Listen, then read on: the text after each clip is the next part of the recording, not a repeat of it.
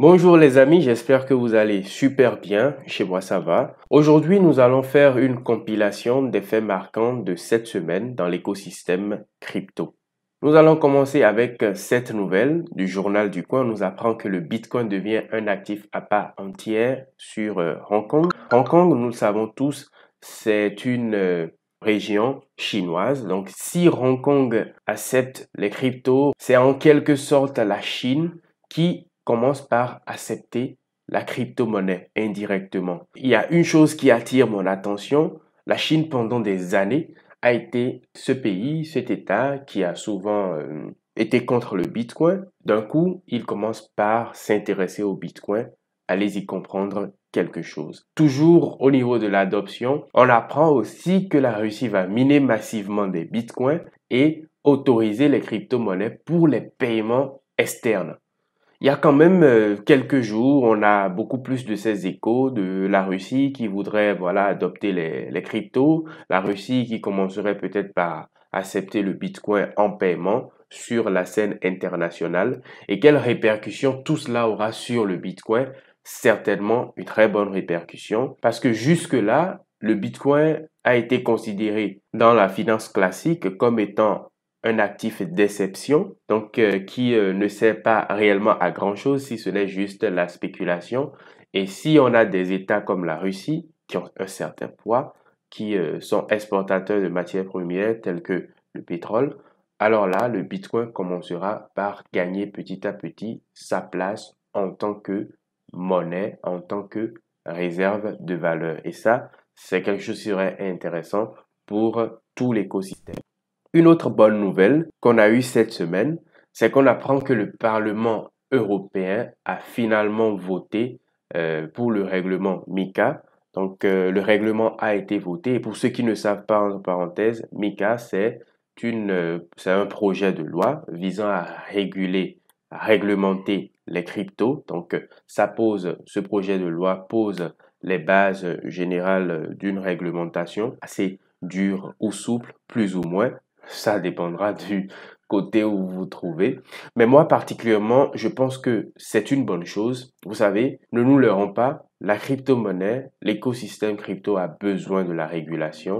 C'est vrai, tout ne serait pas rose. Les régulateurs peuvent se planter sur certains sujets et recorriger après. Là, c'est tout un autre débat. Mais une chose est sûre, nous avons besoin de la régulation pour mettre fin à certains désordres, à certaines anarchies qui sont en train de se passer dans cet écosystème. Malheureusement, on n'aurait pas dû en arriver là parce que le Bitcoin a été créé pour être décentralisé, tout ce qu'on sait. Mais là, aujourd'hui, ne nous leurrons pas du tout. On est loin de l'idéologie de Satoshi Nakamoto. Donc, on serait obligé de faire avec la réglementation. Mika qui rentrera en vigueur, moi je trouve que c'est une bonne nouvelle quand même pour l'écosystème crypto. Certains ne seront peut-être pas d'accord avec moi, mais c'est quand même mon avis. Et autre chose, voilà, le Bitcoin qui, entre le 19 et le 20 avril, s'est littéralement crashé après avoir atteint les 31 000 dollars. Actuellement, l'actif se négocie autour des 27 500 dollars au moment où je tourne cette vidéo. Et beaucoup de personnes se posent des questions sur, voilà, pourquoi cette chute, pourquoi le Bitcoin chute, pourquoi ça crache, c'est du n'importe quoi. Mais non, les amis, calmez-vous. Le Bitcoin a toujours été volatile et le restera. Vous n'allez quand même pas croire que après 31 000, voilà, on va directement à 35 000 et après 35 000, on va à 40 000, ainsi de suite jusqu'à 100 000. Moi-même, j'aurais voulu que ça se passe comme ça, mais c'est ainsi que fonctionne le marché. Le marché a ses raisons que nous ignorons. Il n'y a pas forcément beaucoup de mauvaises nouvelles, mais le prix s'est littéralement craché. Il y a des gens qui ont vendu, ont liquidé une bonne partie de leur Bitcoin sur Binance, en l'occurrence, c'est ce qu'on nous apprend, et cela aurait fait cracher le cours. Moi, je pense qu'à court terme, on pourrait encore aller un peu plus bas, parce que ne l'oublions surtout pas, depuis le début de cette année, le Bitcoin a gagné énormément en valeur, à peu près 80% en quelques mois. Ben, ça, c'est totalement normal que le marché connaisse une légère correction avant peut-être de remonter ou une correction qui va nous ramener encore plus bas. Qui sait? Je n'ai pas la boule de cristal pour le dire, Mais une chose est sûre, le Bitcoin c'est comme ça monte, ça descend.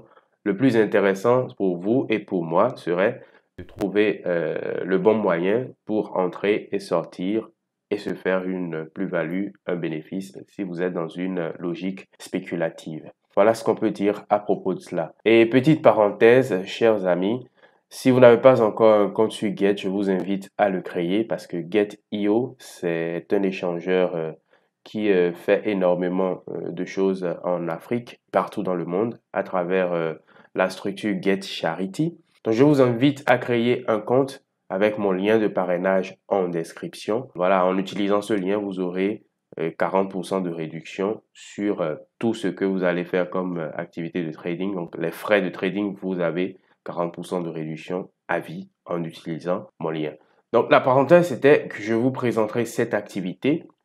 En fait, Get Charity a eu à organiser une activité en Afrique, plus précisément au Bénin, où voilà, des enfants ont été sélectionnés pour faire des dessins et ces dessins ont été mintés en NFT et les NFT sont actuellement vendus sur la plateforme. Ce sont des enfants en difficulté et donc à chaque fois que vous achetez un de ces NFT, dites-vous que vous êtes en train d'aider un enfant à s'épanouir, vous êtes en train de contribuer à l'épanouissement d'un enfant. Donc, je vous recommande vivement d'aller acheter le vôtre. Même un seul NFT, c'est quelque chose. Si vous avez la possibilité d'en acheter plus, c'est toujours plus intéressant. La crypto-monnaie, je le dis souvent, c'est aussi ça. C'est l'altruisme, c'est le partage, c'est toutes ces valeurs-là qui font qu'en crypto, nous pourrons grandir et aller de l'avant et montrer notre bonne foi au monde entier, aux gens qui ne sont pas crypto-friendly.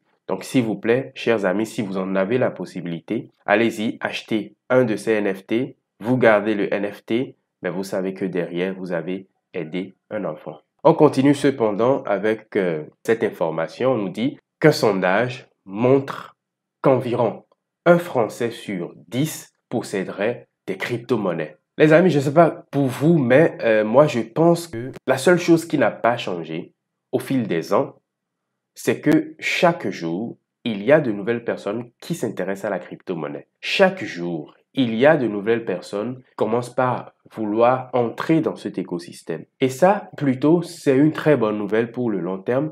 Cela signifie que il y a des observateurs, il y a des gens qui peut-être hier n'étaient pas crypto-friendly, mais qui aujourd'hui commencent par s'y intéresser pour certaines raisons. Ça peut être lié à la gestion classique de notre économie, tout comme ça pourrait être d'autres valeurs clés liées à l'écosystème des crypto-monnaies. Donc, qu'est-ce qu'on retient de tout cela? C'est que l'adoption arrive.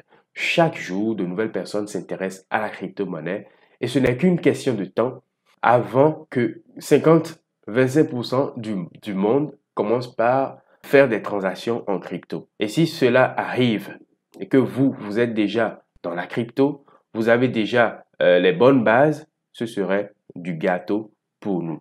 Continuons avec cette information de CryptoAST qui nous informe que Elon Musk se lance dorénavant dans l'intelligence artificielle. L'IA, décidément, ce monsieur, il veut tout rafler, il est partout, il veut investir dans tout aussi. C'est bien, mais moi, je vous dirais, vraiment, il faut faire attention parce que ces derniers jours, on voit beaucoup de crypto-monnaies qui se lancent avec, dans leur terminologie, AI. Vous allez voir des GPT, des cryptos qui se lancent avec ces pseudonymes, ces mots-là dans leur lexique. Vous savez, la plupart du temps, il va y avoir des cryptos sérieux sur l'intelligence artificielle, mais ils ne seront pas nombreux. Nous sommes certainement dans une sorte de vague qui va passer aussi. On a eu l'ère de la DeFi, l'ère des métavers, et maintenant nous sommes en plein dans l'intelligence artificielle, où vous aurez des startups qui vont se créer un peu partout dans le monde, qui vont lancer des tokens. Et pour la plupart, ce seraient juste des gens qui sont là pour surfer sur une vague, se faire de l'argent et disparaître. il y aura beaucoup de projets mort-nés, il y aura beaucoup de startups qui vont se cracher derrière. Donc, faites attention, sachez dans quoi vous investissez, même si moi particulièrement, je ne suis souvent pas dans cette logique de suivre la tendance, de suivre ce que tout le monde fait. Tout le monde investit dans l'intelligence artificielle, donc je le fais aussi. Moi, je ne fonctionne pas comme ça.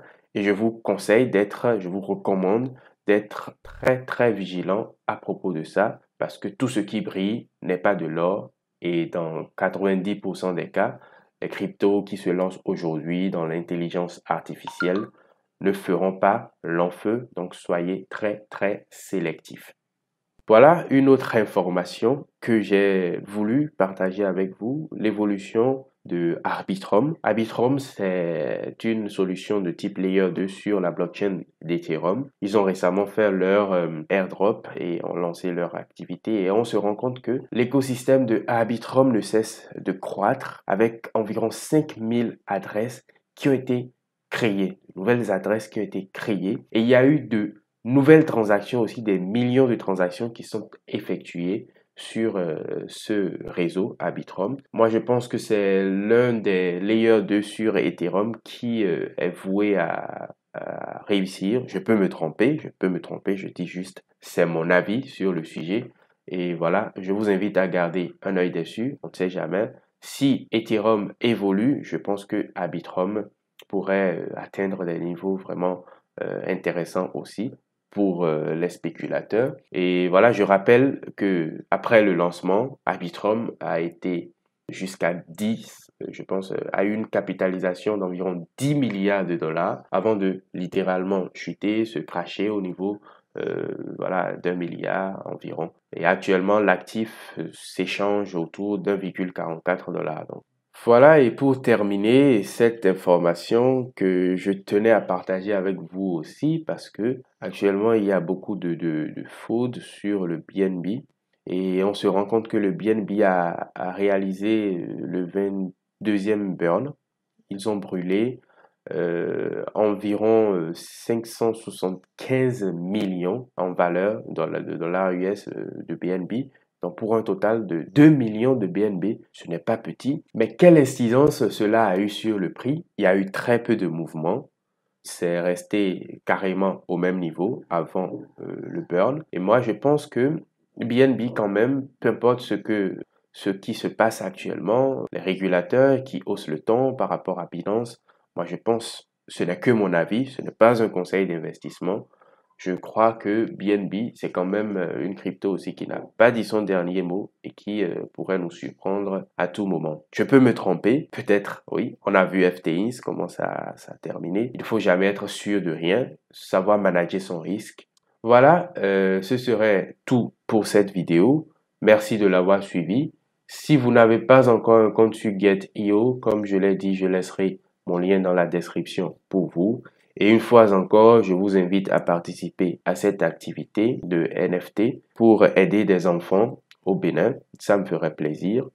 Et voilà, on se dit à très bientôt pour une nouvelle vidéo. N'oubliez pas également de vous abonner et de partager la vidéo si elle vous a plu.